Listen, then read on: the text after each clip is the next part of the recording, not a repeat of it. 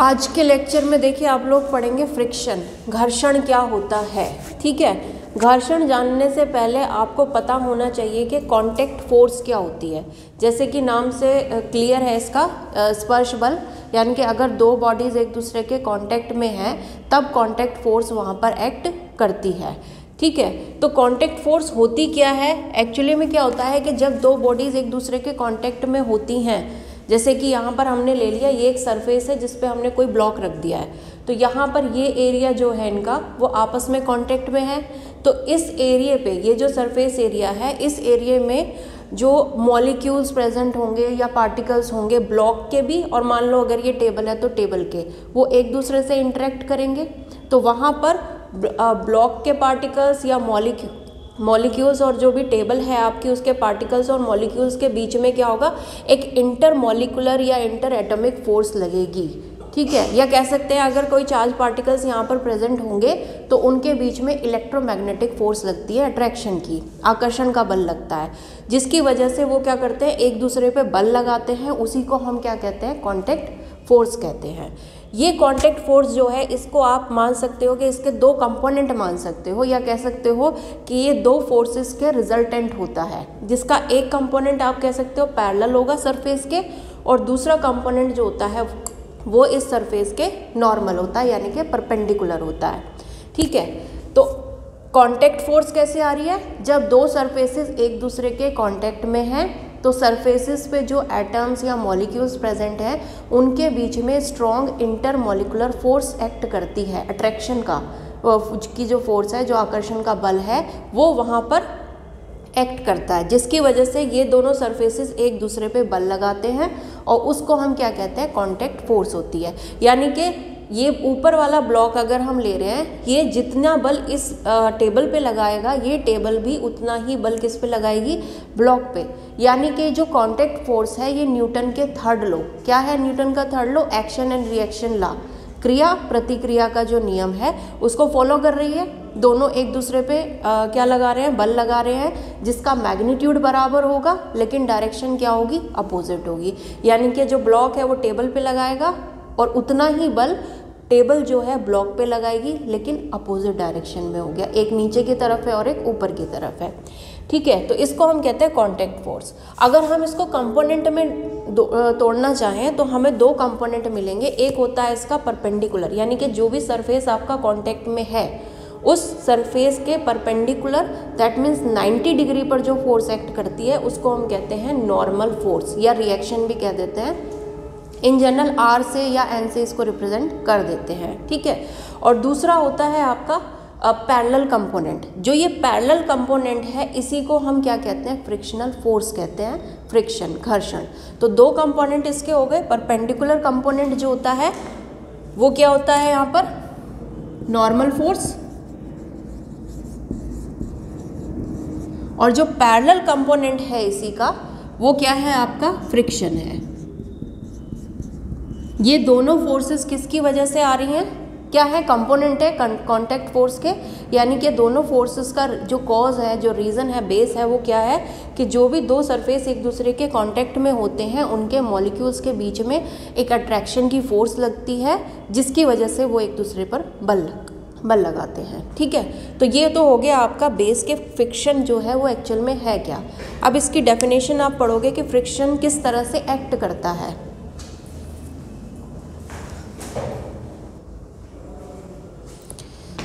जब दो बॉडीज़ एक दूसरे के कांटेक्ट में होती है तो वहाँ पर फ्रिक्शन, जो घर्षण है आपका, किस तरह से काम करता है, उसके लिए आपकी एक थ्योरी है, modern concept of friction. Modern concept इसका क्या कहता है, जो लेटेस्ट इसका कंसेप्ट है वो क्या कहता है। देखिए, अभी आपने देख लिया कि फ्रिक्शनल फोर्स क्या है, एक कंपोनेंट मान सकते हैं आप कांटेक्ट फोर्स का। और कांटेक्ट फोर्स किसकी वजह से होती है, जो भी सरफेस आपके कांटेक्ट में है उनमें जो मॉलिक्यूल्स या एटम्स प्रेजेंट हैं उनके बीच में एक स्ट्रॉन्ग अट्रैक्शन की फोर्स होती है, मॉलिकुलर फोर्स होती है, या आप इलेक्ट्रोमैग्नेटिक इंटरेक्शन उसमें कह सकते हैं, जिसकी वजह से वो दोनों जो सरफेस एक दूसरे के कांटेक्ट है वहाँ पर एक स्ट्रॉन्ग फोर्स एक्ट करती है। तो वहाँ पर इसकी वजह से क्या लग रहा है, फ्रिक्शन, घर्षण लग रहा है।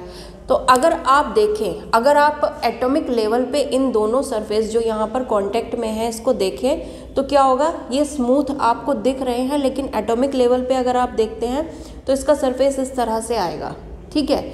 ये ऊपर वाला ब्लॉक हो गया और ये नीचे टेबल हो गई जिसका ये सरफेस है, ठीक है। तो अब अगर आप इस फिगर को देखते हैं तो आपको जो एरिया कांटेक्ट में दिख रहा है वो ये है ना, ये एरिया आपका कांटेक्ट में आ रहा है, यानी कि जो आपका अपरेंट कांटेक्ट एरिया है वो इतना है, इसको हमने ए मान लिया। लेकिन जब हम इसको एटॉमिक लेवल पे देखते हैं तो एक्चुअल में जो कांटेक्ट एरिया क्या है, यहाँ पर आ रहा है, यहाँ पर आ रहा है, यहाँ पर आ रहा है, यहाँ पर आ रहा है, यानी कि इन सबको ऐड करके आपको एक्चुअल कांटेक्ट का एरिया मिलेगा, उसको हमने मान लिया ए डैश। अब यहाँ से क्लियर है कि जो ए है वो ए डैश के कंपैरिजन में बहुत बड़ा है ना। या कह सकते हैं जो एक्चुअल कांटेक्ट का आपका एरिया है ए डैश, वो ए के कंपैरिजन में बहुत छोटा है, ठीक है। जो आपको दिख रहा है एरिया ऑफ कांटेक्ट वो ए है और जो एक्चुअल कांटेक्ट एरिया है वो क्या है, ए डैश है, ठीक है। ये हो गया हमारा एटॉमिक लेवल पे, that means a dash is very smaller than a, ठीक है। अब ये जो मॉलिक्यूलर फोर्सेस होती हैं या इलेक्ट्रोमैग्नेटिक फोर्सेस होती हैं, ये जब दो पार्टिकल्स के बीच में लगती हैं या दो मॉलिक्यूल्स के बीच में लगती है तो इनकी दूरी के स्क्वायर के इन्वर्सली प्रोपोर्शनल ये होती है, यानी कि जो भी बल लगेगा आपका वो इन्वर्सली प्रोपोर्शनल होगा डिस्टेंस के स्क्वायर के। अगर डिस्टेंस बढ़ेगा तो बल कम होता चला जाएगा और अगर डिस्टेंस घटेगा तो फोर्स बढ़ जाएगी। अगर आप यहाँ पर देखते हो जो एरिया कांटेक्ट में आ रहे हैं तो वहाँ पर डिस्टेंस बहुत ही कम हो गया है, तो डिस्टेंस अगर पार्टिकल्स के बीच का कम हो गया है तो इसका मतलब जो फोर्स, जो मॉलिक्यूलर फोर्स यहाँ पर एक्ट कर रही है वो क्या है, वेरी लार्ज, वो बढ़ जाएगी, क्योंकि यहाँ पर क्या है, जो सरफेस कांटेक्ट में आ रहा है वहाँ पर डिस्टेंस तो डिक्रीज हो गया और अगर डिस्टेंस कम हो गया तो फोर्स क्या हो जाएगी, बढ़ जाएगी। यानी कि जो आपका एक्चुअल एरिया ऑफ कांटेक्ट है वो बहुत छोटा है, लेकिन जिन पॉइंट्स पे कांटेक्ट हो रहा है वहाँ पर जो फोर्स एक्ट कर रही है वो बहुत बड़ी है, ठीक है। तो इसका मतलब क्या हुआ कि जो पॉइंट कांटेक्ट में आ रहे हैं, जैसे ये पॉइंट है, इसका ए डैश एरिया अगर आप ले रहे हो तो ये ए डैश ए के कंपैरिजन में क्या है, बहुत छोटा है, ठीक है। तो इन पॉइंट्स पे जो प्रेशर होगा, जो दाब होगा, दाब आप कैसे निकालते हो, प्रेशर फोर्स अपॉन एरिया। अब अगर इन पॉइंट्स पे देखें तो फोर्स क्या है, बहुत बड़ी है, यानी कि F की वैल्यू बहुत ज़्यादा है और A डैश की वैल्यू क्या है, बहुत कम है। तो इसका मतलब प्रेशर जो होगा इन पॉइंट्स पे बहुत ज़्यादा हो जाएगा, बहुत ज़्यादा प्रेशर, दाब लगाएंगे एक दूसरे पर। तो इन पॉइंट्स को आप कह सकते हो, ये इनको नाम दिया गया है कोल्ड वेल्ड्स, यानी कि एक तरह से वेल्डिंग हो गई है यहाँ पर, ठीक है। तो अब अगर आप इस बॉडी को इसके ऊपर मूव कराने की कोशिश करते हो तो आपको इन कोल्ड वेल्ड्स को क्या करना पड़ेगा, ब्रेक करना पड़ेगा। जो प्रेशर पॉइंट्स यहाँ पर बन गए हैं इनको तोड़ना पड़ेगा, तभी आप इस बॉडी को मूव करा सकते हो। यानी कि जब आप फोर्स अप्लाई करोगे बॉडी को मूव कराने के लिए तो एक अपोजिंग फोर्स यहाँ पर एक्ट करेगी जो इसके मोशन को क्या करेगी, रोकने की कोशिश करेगी। वो किसकी वजह से आ रही है, इन कोल्ड वेल्ड्स की वजह से। और इसी को हम क्या कहते हैं, जो ये अपोजिंग फोर्स यहाँ पर आ जाती है इसी को क्या कहते हैं, हम फ्रिक्शन कहते हैं, घर्षण, ठीक है। जब दो सरफेसेस एक दूसरे के कांटेक्ट में हैं तो वहाँ पर कांटेक्ट फोर्स आ जाएगी, जिसका एक कंपोनेंट क्या होता है, फ्रिक्शनल फोर्स होता है। किस वजह से होगा, जब आप एटॉमिक लेवल पे अगर इस सरफेस को देखते हैं तो जो अपरेंट एरिया है कांटेक्ट का, यानी कि जो आपको दिख रहा है वो एक्चुअल एरिया ऑफ कांटेक्ट से बहुत बड़ा होता है। या कह सकते हो जो एरिया एक्चुअली में कांटेक्ट में आ रहा है वो एक्चुअल जो आपको दिख रहा है एरिया उसके कंपैरिजन में बहुत छोटा है। लेकिन उन पॉइंट्स पे जहाँ पर कांटेक्ट में सरफेस आ रहा है फोर्स बहुत बड़ी है। इसका मतलब उन पॉइंट्स पे जो प्रेशर अप्लाई होगा वो बहुत ज़्यादा होगा। उस प्रेशर की वजह से, उन प्रेशर पॉइंट्स को हमने कह दिया cold welds. In cold welds की वजह से जब आप बॉडी को मूव कराने की कोशिश करोगे तो आपको ये कोल्ड वेल्ड्स क्या करने पड़ेंगे, ब्रेक करने पड़ेंगे। यानी कि इनकी वजह से एक अपोजिंग फोर्स आ जाएगी। उसी को हम यहाँ पर क्या कह रहे हैं, घर्षण, फ्रिक्शन कह रहे हैं, ठीक है। ये क्या है, आपका मॉडर्न कंसेप्ट है फ्रिक्शन का, कि फ्रिक्शन किस तरह से या किस वजह से यहाँ पर एक्ट करता है।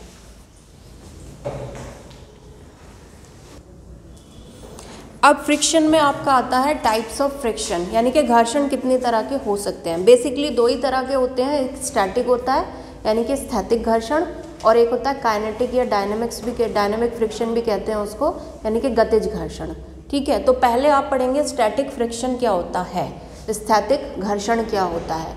एक्चुअली क्या है, देखिए आपको पता है जब दो बॉडीज़ एक दूसरे के कांटेक्ट में होती है तो वहाँ पे फ्रिक्शन आ जाता है because of the intermolecular forces. ठीक है, वो एक्ट करती हैं।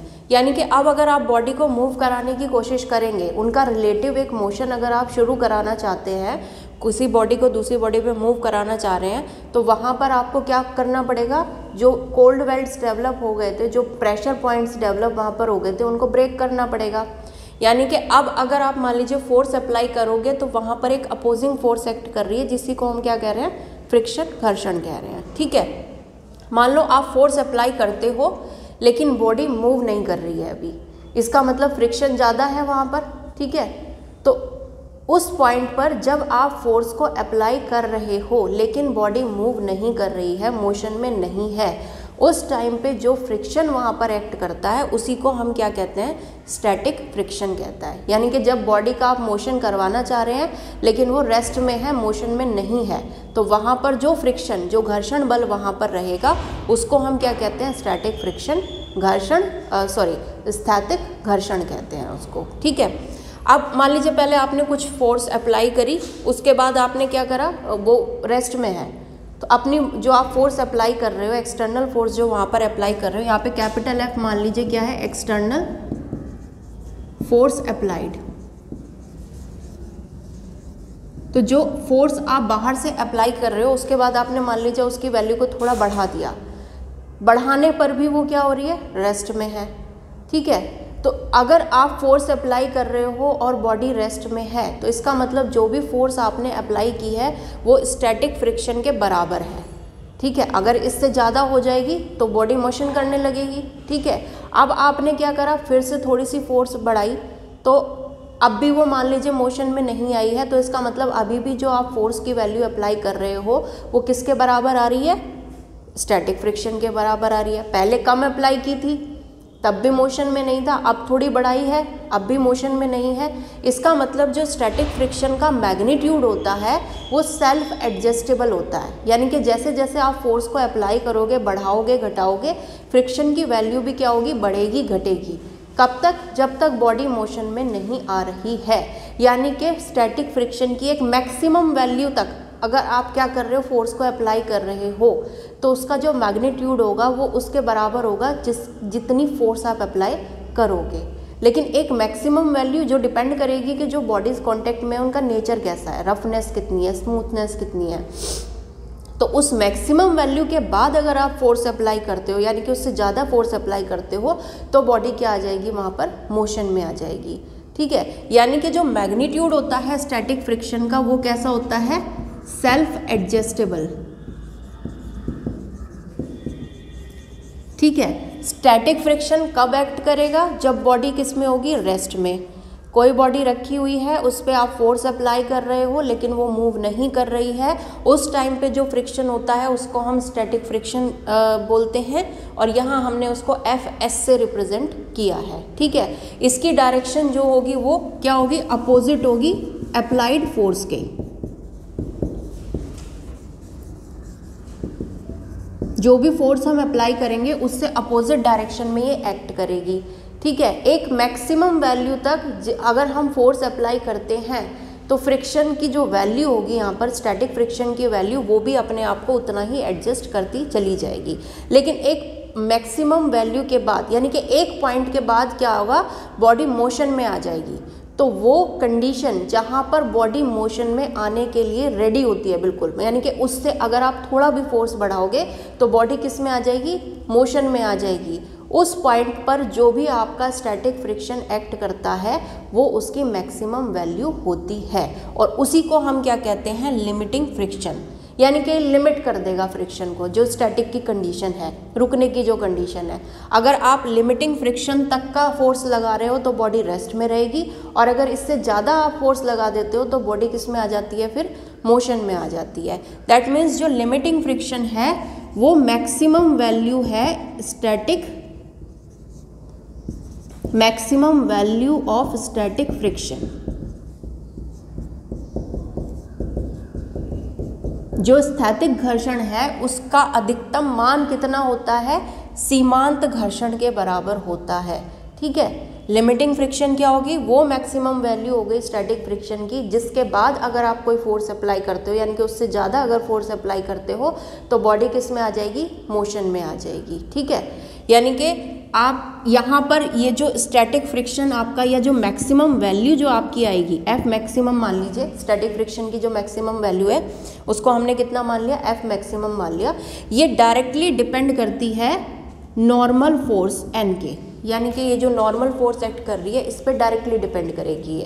ये किसके हिसाब से है, लॉ ऑफ लिमिटिंग फ्रिक्शन के हिसाब से, कि जो एफ मैक्सिमम होता है यानी कि जो स्टैटिक फ्रिक्शन की मैक्सिमम वैल्यू होती है वो एन के डायरेक्टली प्रोपोर्शनल होती है। जो नॉर्मल फोर्स जो आ रही थी, कॉन्टैक्ट फोर्स का परपेंडिकुलर कंपोनेंट जो था, इसको हम और कैसे लिख सकते हैं, F maximum is equals to mu S N. ये कांस्टेंट लगा दिया, इस कांस्टेंट को आप कहते हो coefficient of static friction.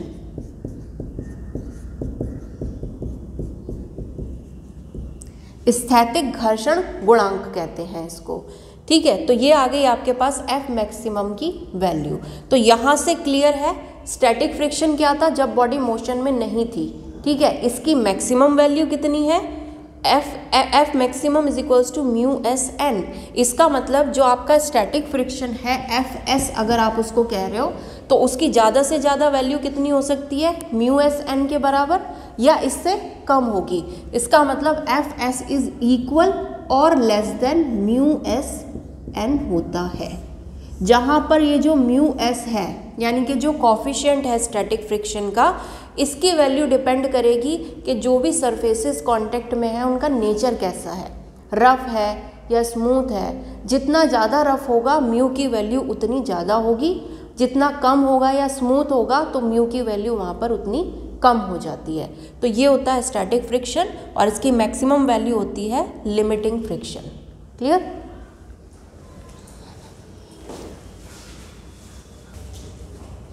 Second है आपका काइनेटिक या डायनामिक फ्रिक्शन, गतिज घर्षण। ठीक है, तो नाम से इसका क्लियर है कि बॉडी किस में है, मोशन में।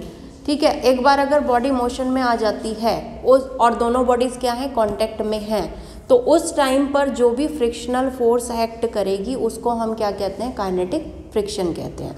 अगर बॉडीज फोर्स अप्लाई कर रहे हो, बॉडी रेस्ट में है तो स्टैटिक फ्रिक्शन, और अगर फोर्स अप्लाई करने पे बॉडी मोशन में है तो आपका क्या होता है, काइनेटिक फ्रिक्शन। इसको हम यहाँ रिप्रेजेंट कर रहे हैं एफ के से।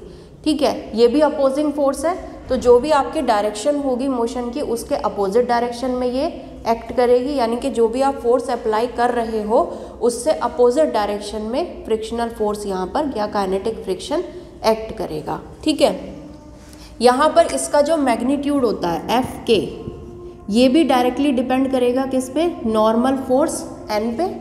यहाँ हम कांस्टेंट इंट्रोड्यूस करेंगे तो एफ के इज इक्वल्स टू हो जाएगा म्यू के इंटू एन।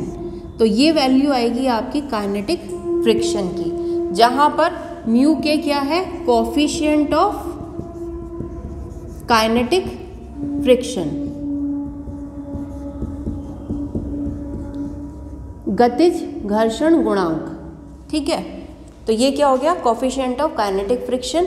ये जो कोफिशिएंट ऑफ काइनेटिक फ्रिक्शन है इसकी वैल्यू भी किस पे डिपेंड करती है, जो भी मटेरियल है आपका, यानी कि जो भी दो सरफेस कांटेक्ट में है उनके नेचर पे डिपेंड करेगी, रफनेस या स्मूथनेस पे डिपेंड करेगी। अगर सरफेस रफ है तो म्यू के की वैल्यू ज़्यादा होगी, अगर स्मूथ है तो म्यू के की वैल्यू कम होती है। कितनी वेलोसिटी से बॉडी मूव कर रही है, कितना उसका वेग है, इस पर ये डिपेंड नहीं करती है। ठीक है, एक लिमिट तक, अगर 10 मीटर पर सेकेंड तक की स्पीड है तो तब तक क्या होगा, काइनेटिक फ्रिक्शन का जो कोफिशिएंट होता है म्यू के, वो वेलोसिटी पे डिपेंड नहीं करता। अगर इससे ज़्यादा वेलोसिटी हो जाती है तो वहाँ पर डिपेंडेंसी आ जाती है। यानी कि जो कोफिशिएंट है काइनेटिक फ्रिक्शन का वो बेसिकली किस पे डिपेंड करेगा, नेचर पे डिपेंड करेगा, एरिया ऑफ कॉन्टेक्ट पे भी डिपेंड नहीं करता है। ठीक है, वो भी आपको एक्सप्लेन करेंगे किस तरह से होता है। तो मेन क्या है, रफनेस और स्मूथनेस पे डिपेंड करता है। क्लियर?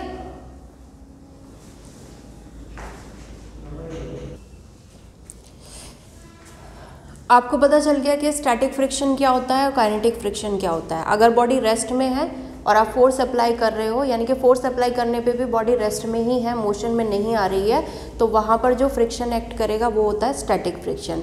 और अगर फोर्स अप्लाई कर रहे हो, बॉडी किस में है, मोशन में, वहाँ पर जो फ्रिक्शन एक्ट करता है वो होता है आपका काइनेटिक फ्रिक्शन। यहाँ पर ये जो कोई भी अगर दो पर्टिकुलर बॉडी आपको दे दी जाती हैं तो उनके बीच का काइनेटिक फ्रिक्शन जो होगा वो हमेशा स्टैटिक फ्रिक्शन से थोड़ा कम मिलता है। क्यों होता है?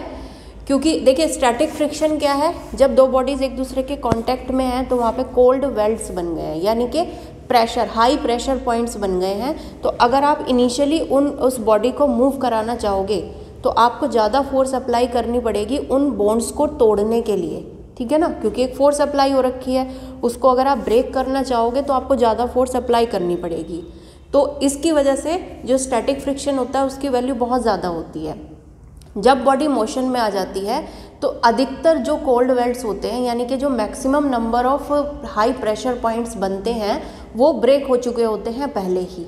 यानी कि अब क्या होगा, जब आप बॉडी को मोशन में लेकर आओगे तो अब उन प्रेशर पॉइंट्स को दोबारा डेवलप होने में टाइम लगता है, ठीक है।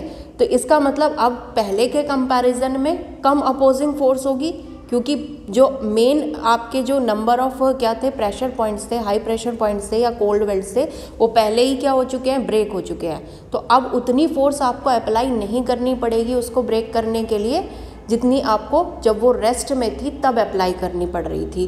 तो इसका मतलब जो काइनेटिक फ्रिक्शन होता है दो पर्टिकुलर बॉडीज़ के बीच का, वो हमेशा स्टैटिक फ्रिक्शन से उसकी वैल्यू हमेशा थोड़ी कम रहती है, स्लाइटली लेस रहती है, ठीक है। इसका मतलब आप कह सकते हो कि जो कोफिशिएंट होता है काइनेटिक फ्रिक्शन का, उसकी वैल्यू क्या होती है, हमेशा स्टैटिक फ्रिक्शन की वैल्यू से कम होगी। क्लियर?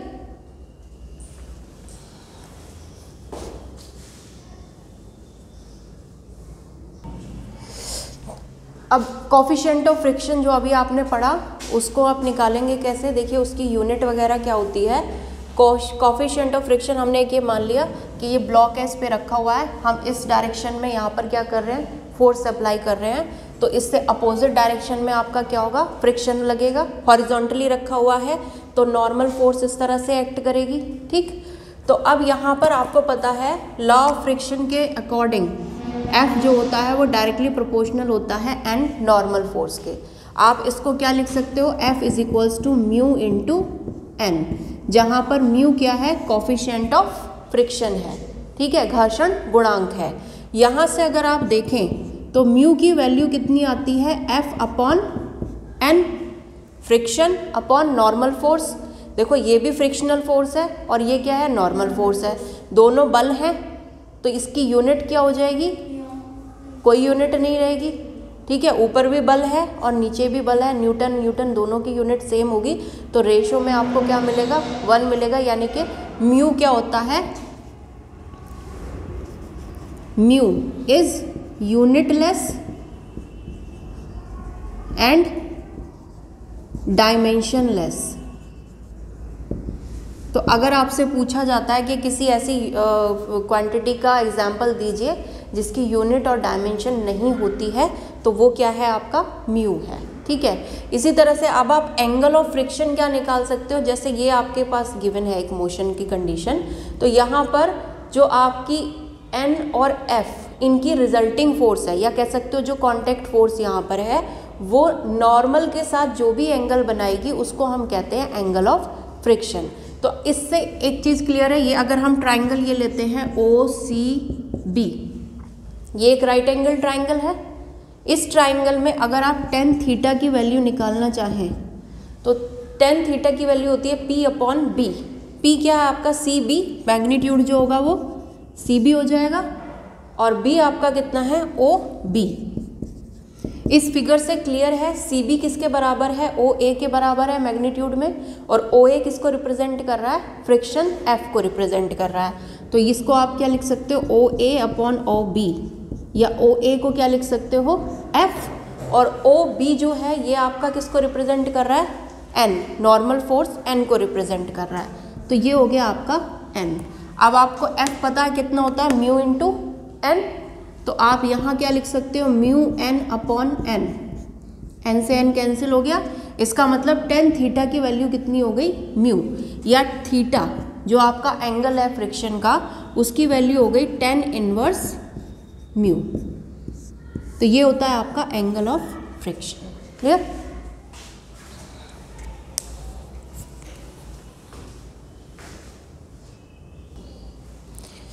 अब आते हैं लॉज ऑफ लिमिटिंग फ्रिक्शन। क्या क्या नियम है लिमिटिंग फ्रिक्शन के? लिमिटिंग फ्रिक्शन का मतलब क्या हो गया, जो भी आपके स्टैटिक फ्रिक्शन की मैक्सिमम वैल्यू है, जहाँ तक बॉडी मतलब फोर्स अप्लाई करने पर रुकी रहेगी, रेस्ट में रहेगी। तो ये क्या कहता है कि अगर दो बॉडीज़ एक दूसरे के ऊपर मूव कर रही हैं, यानी कि उनका रिलेटिव मोशन वहाँ पर हो रहा है, तो जो फ्रिक्शन लगता है वो कौन सा होता है, काइनेटिक फ्रिक्शन होता है, जो कि नॉर्मल फोर्स पे डायरेक्टली डिपेंड करता है, यानी कि एफ के इज़ प्रोपोर्शनल टू एन, या लिख सकते हो एफ के इज इक्वल्स टू म्यू के एन, जहाँ पे म्यू के क्या है, कोफिशिएंट ऑफ काइनेटिक फ्रिक्शन है। ठीक है, उसके बाद डायरेक्शन ऑफ फ्रिक्शन जो होती है वो हमेशा जो भी दो बॉडीज़ एक दूसरे के साथ स्लाइड कर रही हैं उनके रिलेटिव मोशन के अपोजिट डायरेक्शन में, यानी कि जो भी फोर्स आप अप्लाई करोगे उससे अपोजिट डायरेक्शन में क्या होता है, फ्रिक्शन अप्लाई होता है, is opposite to relative motion of two bodies. ठीक है, उसके बाद फ्रिक्शन जो होता है वो एरिया ऑफ कांटेक्ट पे डिपेंड नहीं करता है। आपने क्या देखा था कि दो बॉडीज इस तरह से कांटेक्ट में थी, ये नीचे वाली बॉडी हो गई और ये ऊपर वाली। ठीक है, तो ये क्या है, एरिया ऑफ कांटेक्ट है। यहाँ पर फोर्स क्या है, बहुत ज़्यादा है, और एरिया ऑफ कांटेक्ट कितना है, बहुत कम। तो प्रेशर यहाँ पर हाई था। अगर ये एरिया कम या ज़्यादा होता है तो जो फोर्स यहाँ पर अप्लाई होगी इन पॉइंट्स पे वो भी कम या ज़्यादा हो जाएगी। एरिया बढ़ाओगे तो फोर्स भी बढ़ जाएगी, यानी कि जो रेशो है F/A ये सेम ही रहनी है। तो इसीलिए जो फ्रिक्शनल फोर्स होती है वो एरिया कितना कांटेक्ट में है इस पे डिपेंड नहीं करती है। ठीक है, दूसरा क्या है, जब कोई रिलेटिव मोशन नहीं है, आप फोर्स अप्लाई कर रहे हो लेकिन बॉडी किस में है, रेस्ट में है, तो उस कंडीशन में जो फ्रिक्शन अप्लाई होता है उसको हम क्या कहते हैं, स्टैटिक फ्रिक्शन कहते हैं, जिसकी जो वैल्यू होती है वो इक्वल और लेस देन होती है म्यू एस एन के, जहाँ पर म्यू एस एन क्या है, स्टैटिक फ्रिक्शन की मैक्सिमम वैल्यू, यानी कि ये क्या है, आपका लिमिटिंग फ्रिक्शन है। तो जो भी स्टैटिक फ्रिक्शन एक्ट करेगा उसकी वैल्यू या तो इसके बराबर होगी या इससे कम होगी। क्लियर? एरिया ऑफ कांटेक्ट के जो एरिया आपका कांटेक्ट में है उसके नेचर पे डिपेंड करेगी, यानी कि रफ़ है या स्मूथ है। अगर रफ़ होगा तो फ्रिक्शन ज़्यादा होगा और अगर स्मूथ होगा तो फ्रिक्शन कम होता है। क्लियर? ये क्या है आपके laws of limiting friction. Last इसमें आता है एप्लीकेशंस क्या हैं। वैसे तो इसकी बहुत एप्लीकेशंस है, वाइड रेंज है, लेकिन एक दो एग्जांपल्स मैं आपको बताती हूँ। जैसे कि वॉकिंग, जो हम चलते हैं तो उसमें भी क्या होता है, फ्रिक्शनल फोर्स होती है। अगर फ्रिक्शनल फोर्स अगर एक्ट नहीं करेगी हमारे शूज़ और जो ग्राउंड है उसके बीच में, तो स्लिप कर जाएंगे।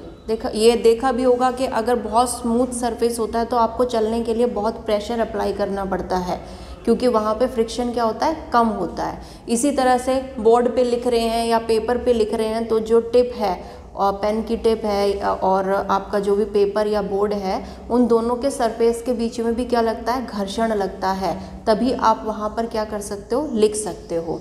जो हम ब्रेक्स अप्लाई करते हैं व्हीकल में, जैसे बाइसिकल है, बाइसिकल में आपने देखा होगा जो ब्रेक्स होते हैं वो कैसे होते हैं, लीवर आप क्या करते हो, पुश करते हो, ठीक है ना। उससे क्या होता है, रबर के शूज़ लगे होते हैं दोनों टायर्स, आगे वाले टायर के और पीछे वाले टायर पे अंदर की तरफ, ठीक है ना। जब आप लीवर को उस खींचते हो, पुश करते हो, तो उससे क्या होता है कि जो शूज़ होते हैं, रबर शूज़ होते हैं, वो क्या क्लैंप कर जाते हैं, व्हील के साथ चिपक जाते हैं ना ऊपर की तरफ, जिससे क्या होता है, जो काइनेटिक एनर्जी होती है उनकी व्हील्स की, जो मूव कर रहे थे, वो उस पर क्या लगता है, फ्रिक्शन, और वो किस में कन्वर्ट हो जाती है, हीट एनर्जी में। और जो आपकी साइकिल या जो भी व्हीकल है वो क्या होता है, स्टॉप हो जाता है, मोशन रुक जाएगा। ठीक है, इसी तरह से बाइक में और कार में होते हैं, एक डिस्क ब्रेक भी होते हैं, बाइक्स में आते हैं। उसमें क्या होता है, जो फ्रिक्शन लगता है वो किस में लगता है, जो आपका रबर शू होता है और डिस्क होती है, तो उनके बीच में फ्रिक्शन लगता है, हीट एनर्जी प्रोड्यूस होती है, यानी कि काइनेटिक एनर्जी हीट एनर्जी में कन्वर्ट हो जाती है और मोशन रुक जाता है, ठीक है। इसी तरह से ट्रेन में होते हैं, एक आपके ट्रेड ब्रेक्स होते हैं आई थिंक, और एक होते हैं डिस्क ब्रेक्स ही होते हैं। उसमें क्या होता है, जो फ्रिक्शन पेयर होता है ट्रेड ब्रेक्स में, वो व्हील और जो आपका रबर शू हो गया या जिस भी तरह से शूज़ होते हैं वो अप्लाई होते हैं। और जो आपके डिस्क ब्रेक होंगे उसमें क्या होगा, एक डिस्क होगी और शूज़ होंगे, उनके बीच में क्या होगा, कांटेक्ट होगा और काइनेटिक एनर्जी किस में कन्वर्ट हो जाएगी, हीट एनर्जी में, और वहाँ ब्रेक्स अप्लाई हो जाते हैं। क्लियर। तो ये सारा कंसेप्ट किसका था, फ्रिक्शन का।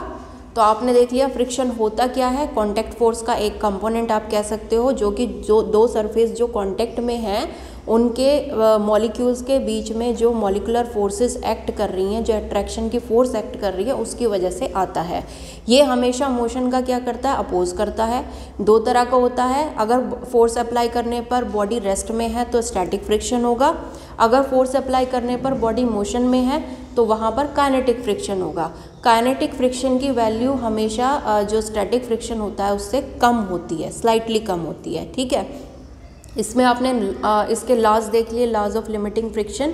अगर बॉडी मोशन में है तो जो काइनेटिक फ्रिक्शन होता है वो डायरेक्टली प्रोपोर्शनल होता है किसके, जो भी आपकी नॉर्मल फोर्स वहाँ पर अप्लाई हो रही है, ठीक है। ये जो फ्रिक्शनल फोर्स होती है ये एरिया ऑफ कांटेक्ट पे डिपेंड नहीं करती, लेकिन उसके नेचर पे डिपेंड करती है कि रफ है या स्मूथ है। अगर फोर्स अप्लाई करने पे बॉडी रेस्ट में है, मोशन में नहीं है, तो जो वहाँ पर स्टैटिक फ्रिक्शन लगेगा उसकी वैल्यू मैक्सिमम वैल्यू से यानी कि लिमिटिंग फ्रिक्शन से या तो कम होगी या उसके बराबर होगी। तो उसके बाद आपने एप्लीकेशंस देख ली, इसकी एप्लीकेशंस बहुत सारी हैं इसमें, जितनी भी मशीनरीज होती हैं इंडस्ट्री में यूज़ होती हैं वहाँ पर भी फ्रिक्शन का यूज़ होता है और इसके ड्रॉबैक्स भी होते हैं। कभी कभी मशीनरी में क्या होता है, जब पुलिस एक दूसरे के साथ रोटेट करती हैं तो हीटिंग इफेक्ट भी होता है, ठीक है। तो वो एप्लीकेशंस भी हैं, डिसएडवांटेजेस भी हैं। वॉकिंग में, राइटिंग में, जो आपके व्हीकल्स चलते हैं वहाँ पे जो ब्रेक्स लगते हैं वो भी किस पे डिपेंड करते हैं, फिजिक्स का एक बेसिक सा फिनोमिना है फ्रिक्शन, उसी पे डिपेंड करते हैं, ठीक है।